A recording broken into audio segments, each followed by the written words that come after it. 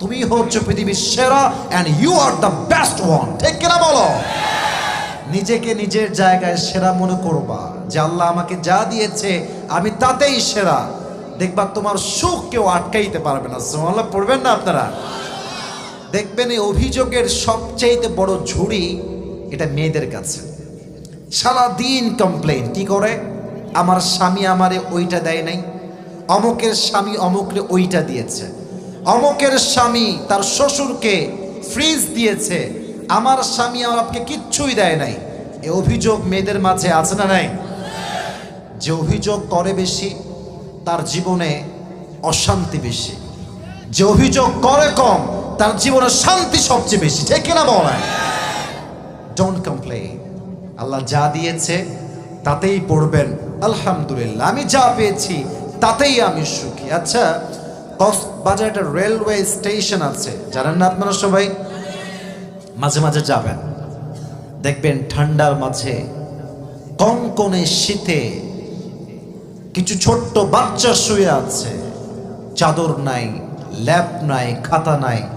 ওর দিকে দেখলে মনে হবে যে আমি মনে হয় দুনিয়াতে অনেক সুখেই আছি, আরামেই আছি। ঠিক কিনা বলেন? যদি আপনি আবার ঢাকার গুলশানে যান, ধানমন্ডিতে যান, বনানীতে যান, উত্তরায় যান, দেখবেন duplex, triplex flat, luxurious flat, luxurious car, BMW, Mercedes, Audi, Nissan, Harrier, কত দামি দামি কার। দেখলে মনে হবে কিরে, এর কাছে এত দামি কার, আমার কাছে সামান্য একটা সাইকেল, মনটা কষ্ট পাবে। এজন্য আল্লাহ বলছেন ওই দিকে তাকায়ও না। The prophet says in hadith, "Unduru ila man huwa asfala minkum wa la tanduru ila man huwa a'la minkum." The prophet Muhammad sallallahu alaihi wasallam says in this hadith, if you want to be happy, then look at those who are lower than you, and don't look at those who are higher than you. যদি সুখী হতে চাও, নিচের মানুষের দিকে তাকাও, উপরের দিকে তাকায়ও না। নিচের দিকে তাকাইলে বলতে মন চাইবে যে আল্লাহ আমাকে ভালো রেখেছে। আর যদি ধনীকে দেখেন, বড়লোক যার বিশাল বড় বাসা, মনে মনে কিন্তু আপনি আফসোস করতে বাধ্য হবেন। ঠিক কিনা বলেন?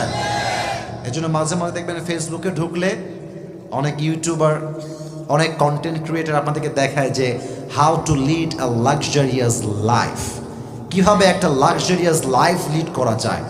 অনেক কিছু শো অফ তারা করবে আপনার সামনে। মাথায় রাখবেন, এগুলো দেখে ব্রেন ওয়াশ করা যাবে না। ব্রেন ওয়াশ করলে জীবন নষ্ট হয়ে যাবে। মাথায় রাখতে হবে আল্লাহ আমাকে যা দিয়েছেন, যতটুকু দিয়েছেন তাতেই আমি খুশি। সকলেই পড়ুন আলহামদুলিল্লাহ। এজন্য আজকের ওয়াজটা হবে এমনই যে ওয়াজটা শুনলে মনটা শান্ত হবে, মনের দুঃখ কষ্ট দূর হবে। মুমিনের জীবনের সবচাইতে বড় দামি গুণের নাম হচ্ছে সবর, ধৈর্য। কক্সবাজারের ভাইরা, দুইটা শব্দ আমি আপনার থেকে শুনতে চাই। মুমিনের জীবনের সবচাইতে বড় গুণ হচ্ছে সবর। সবর মানে একটু বলেন না, ডানের বামের বামের ভাইরা সবাই। সবর মানে ধৈর্য। This is called in English patience.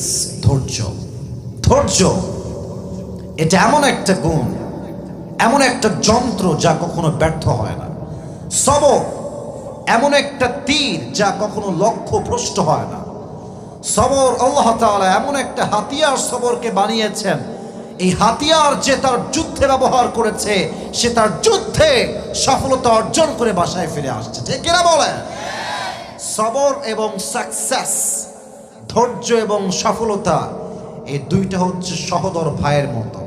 যে সবর, যে পেশেন্ট, যে ধৈর্যশীল, সে যে সফল হবেই হবে। পৃথিবীর কোনো বাপের ক্ষমতা তাকে আটকাবার। ঠিক কিনা বলেন?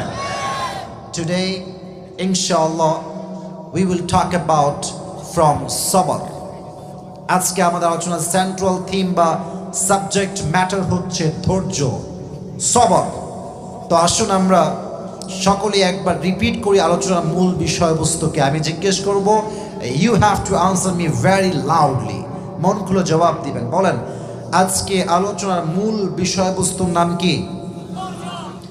ধৈর্য। আবার বলেন, এটার নাম কি? ধৈর্য। কিছু আয়াত শুনি আল্লাহ কি বলেছেন। প্রথমে আল্লাহ তাআলা বলছেন, ইয়া আইয়ুহাল্লাযীনা আমানু ইসতাঈনু বিস-সাবরি ওয়াস-সালাহ। Allah says in this ayah, you who believed, seek help with patience and prayer. আল্লাহ বলছেন, হে বিশ্বাসীরা, তোমরা আল্লাহর কাছে সহযোগিতা চাও দুইটা জিনিসের মাধ্যমে। এক ধৈর্য, দুই হচ্ছে নামাজ। এক হচ্ছে ধৈর্য, দুই হচ্ছে নামাজ।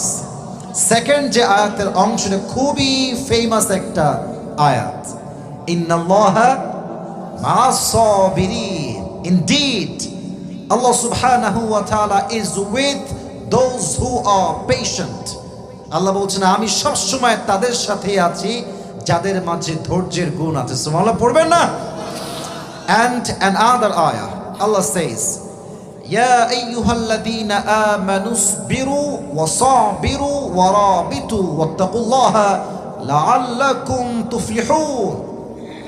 O you who believed, be patient and raise in patience and be strong, be steadfast. Wattaqullah, and fear you Lord, la'allakum tuflihun, in order that you will be victorious. আল্লাহ বলছেন, ধৈর্যশীল হও এবং ধৈর্যে তুমি অটল থাকো, অবিচল থাকো। আল্লাহকে তুমি ভয় করো, তোমার সফলতা দান করবে এক সত্তা, তিনি কে? আওয়াজটা কক্সবাজারের হয় নাই, আর তার নাম কি?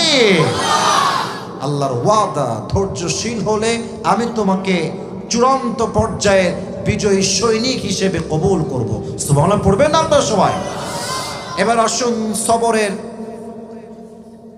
রিওয়ার্ড কি, সবরের জাযা কি, প্রতিদান কি জানার দরকার। যুবক ভাইরা সকলে বলো, আছে না নাই? কোরআনে আল্লাহ তাআলা বলছেন, ইন্নামা ইউওয়াফাস সাবিরুনা আজরাহুম বিগাইরি হিসাব। যেই বান্দা ধৈর্যশীল হবে, ধৈর্যের গুণ যেই বান্দা তার হৃদয় লালন করবে, কিয়ামতের দিন আল্লাহ তাকে বিনা হিসাবে জান্নাতে প্রবেশ করাবে। সুবহানাল্লাহ পড়ুন সবাই। বিনা হিসাব, বিনা হিসাবে সে জান্নাতে প্রবেশ করবে। তাই এবার আমাকে বলেন, ধৈর্য এটা কি কম দামি গুণ না বেশি দামি গুণ? অনেক দামি। এজন্য এই দামি গুণ নিয়ে আজকে আমি বিস্তারিত কথা বলবো, একদম আপনার পয়েন্টগুলো আপনার হৃদয়ে আমি গাঁথিয়ে দেওয়ার ট্রাই করব। বাট আমার কথাগুলো এইখান দিয়ে নয়, এখান দিয়ে শুনতে হবে। হৃদয়ের একটা কান আছে না নাই? এই কান দিয়ে শোনেন যুবক ভাইয়েরা, মুরব্বী আব্বাজান, আমার প্রিয় মায়েরা এবং বোনেরা, আপনার জীবনটা পরিবর্তন হবে। আচ্ছা, সবরের এক্সাম্পল যদি আমি দিতে চাই, আমি প্রথমে একটা প্রশ্ন করতে চাই। বলেন তো, একজন নবী যে দীর্ঘ 12 থেকে 18 বছর পর্যন্ত অসুস্থ ছিলেন, পুরো দেহে পচন ক্রিয়া হয়েছিল, পচনে পুরো দেহের প্রত্যেকটা অংশ প্রায় পচে গিয়েছিল, এই নবীর নাম কে নাকি বলতে পারবেন? আইয়ুব আলাইহিস সালাতু ওয়াস সালাম। ওয়া আইয়ুব ইয নাদা রাব্বাহু আন্নী মাসানিয়াদ দুররু ওয়া আনতা আরহামুর রাহিমিন। আইয়ুব আলাইহিস সালাতু ওয়াস সালাম যখন প্রচন্ড পরিমাণে অসুস্থ হলেন, তার দেহের পা থেকে নিয়ে শুরু করে পচতে পচতে পচতে পচতে গলা থেকে থুতনি পর্যন্ত আসছে। একটা পর্যায়ে এসে তার জিহ্বায় পচন ক্রিয়া তৈরি হয়েছে, এমন পচন ক্রিয়া তার জিহ্বাটা নষ্ট হয়ে যাবে। 12টা বছর তার অসুখ, একটা মুহূর্তের জন্য সে আল্লাহর উপরে ভরসা হারায় নাই। একটা মুহূর্তের জন্য সে কোনো অভিযোগ করে না যে আল্লাহ তুমি কি আমাকেই পেয়েছো, আমার একাই কেন অসুখ হয়েছে, আর কারো কেন হয় না। না না, কোথাও আসছে 12 বছর, কোথাও আসছে 18 বছর। যখন জিহ্বায় পচন ক্রিয়া তৈরি হয়েছে, তখন তিনি কি বলছেন?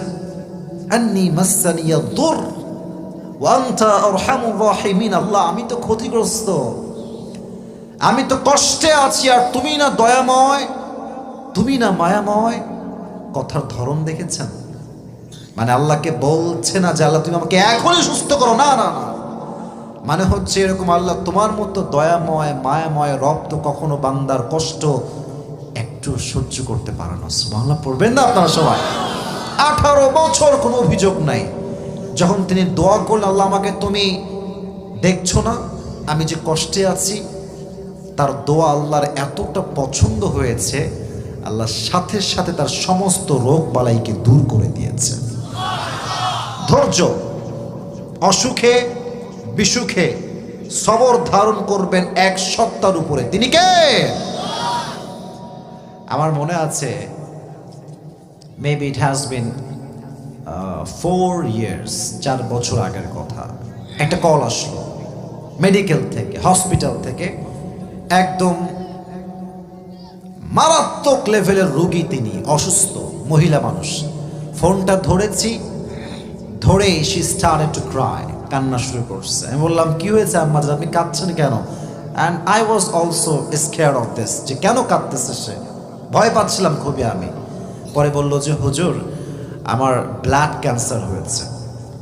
ব্লাড ক্যান্সার হলে মানুষ বেশি দিন বাঁচে না, আসলে এটা হয়ে থাকে, বেশি দিন বাঁচে না। তো উনি আমাকে একটা কথাই বললেন যে হুজুর আমাকে ডাক্তাররা বলেছেন I will die very soon, মারা যাবো আমি খুবই দ্রুত, বেশি দিন সময় আমার কাছে নাই। তো আমি আপনাকে কল করেছি জাস্ট দোয়া নেওয়ার জন্য, দোয়া করবেন আমার জন্য। তো আমি কি বলবো, আমার কাছে তো কোনো ভাষা নাই ভাই। তা আমি শুধু এতটুকুই বললাম, মাথায় রাখবেন হায়াত এবং মত সব ক্ষমতা কার হাতে? ডাক্তারের হাতে কিচ্ছু নাই। ডাক্তার তো জাস্ট একটা পসিবিলিটি বলেছে, সম্ভাবনা বলেছে, বাট আল্লাহ যারে রাখতে চায় পৃথিবীর কেউ তারে মারতে পারে না। রাখে আল্লাহ, মারে কে? মারে আল্লাহ। বললাম একটু দোয়া করবেন, ধৈর্যশীল হবেন। দীর্ঘ লম্বা সময় পরে জানতে পারলাম তার ব্লাড ক্যান্সার পরিপূর্ণ শেষ, সে পরিপূর্ণ সুস্থ হয়ে গিয়েছে। ওয়াইয়ুবা ইয নাদা রাব্বাহু আন্নী মাসসানিয়া যুররু ওয়া আনতা আরহামুর রাহিমিন। আল্লাহ তুমি কি দেখছো না আমি কষ্টে আছি? আল্লাহ তুমি কি বোঝো না আমি কতটা কষ্টে আছি, কতটা দুঃখে আছি? আল্লাহ তুমি না রহমান, তুমি না রহিম? আল্লাহ বলছে তুই দোয়া করলি এত সুন্দর করে, তুই এতটা ধৈর্য ধারণ করলি, আমি আল্লাহ তো রহমান, আমি আল্লাহ তোকে পরিপূর্ণ শিফায়ে আজলা কামিলা দান করলাম। সুবহানাল্লাহ। আচ্ছা, আরেকজন নবী যাকে সমুদ্রের মাছ গিলে ফেলেছিল, তার নাম কি, কে বলতে পারে? ইউনুস। নাম কি? ইউনুস আলাইহিস সালাতু ওয়াস সালাম মাছের পেটে ঢুকে আছে, অন্ধকার। সমুদ্রের ভেতরে কোনো বিজ্ঞানী গিয়ে বাঁচতে পারবে? কথা কন, পারবে? কোন সরকার পারবে? কোন পুলিশ পারবে? ওরে সেই মাছের পেটের গভীর অন্ধকারে আল্লাহর কাছে দুটি হাত তুলেছে, আল্লাহ তুমি তো আমাকে বাঁচাতে পারো, তুমি না আমার সত্তা। আমি ধৈর্যশীল হলাম। আল্লাহ তাআলা বলছেন আমি সাথে সাথে তার ধৈর্য এবং দোয়ার জন্য মাছ দুই ঠোঁট হা করে এমন একটা বমির মতো রিয়্যাক্ট করেছে, ইউনুস আলাইহিস সালাতু ওয়াস সালাম সমুদ্রের গভীর থেকে মাঝখান থেকে সোজা এসে কিনারায় পৌঁছে গিয়েছে। সবর, ধৈর্য। এজন্য যত বিপদে আপনি পড়েন না কেন, যদি ধৈর্যশীল হতে পারেন, আপনাকে সর্বাবস্থা থেকে হেফাজত করবে একজন। আওয়াজ দিয়ে বলেন তিনি কে? এই তো বেশি দিন হয়নি, মাত্র 15 থেকে 20 দিন হবে। হয়তো অনেক যুবক জানলে জানতেও পারো তোমরা, আমি 20 দিন বা 15 দিন আগে একটা বিশাল বড় কার অ্যাক্সিডেন্ট করেছি। জানেন নাকি আপনারা? অনেকেই জানেন। গাড়িটা কিন্তু আমি নতুন কিনেছিলাম, মানে শোরুম থেকে কিনে নিয়ে আসছি, মাত্র 7 দিন হয়েছে। এমন জোরে গাড়িটা খাদে গিয়ে পড়েছে, গাছের সাথে গাড়িটা বাড়ি লেগে গ্লাস, ওপরের ছাদ, বামের জানালা, ভেতরের সিলিং সব ভেঙে গুড়িয়ে গিয়েছে। এত বড় ক্ষতি, পুরো গাড়ি শেষ। অবাক করা বিষয়, এত কিছু হওয়ার পরেও আমার 2 চুল পরিমাণ কোনো ক্ষতি হয় নাই। আমি স্টিল ঠিক আছি, তখনও ঠিক ছিলাম। তা আমি যদি ভাবতাম যে আল্লাহ তুমি এত দামি সম্পদ কেড়ে দিলা, শখের গাড়ি শেষ করে দিলা, আমি কিন্তু সুখী হইতে পারতাম না। আমি ধৈর্যশীল হয়েছি। বিশ্বাস করেন, আমি ফাইন্যান্সিয়ালি আর্থিকভাবে অনেক বড় একটা ক্ষতিগ্রস্তের সামিল হয়ে গিয়েছিলাম, বাট আমি ধৈর্যশীল ছিলাম। আমি স্টিল এই পর্যন্ত বলতে পারবো আল্লাহ আমাকে সবচেয়ে সুখে রেখেছেন। সুবহানাল্লাহ পড়বেন না আপনারা? ধৈর্য ধারণ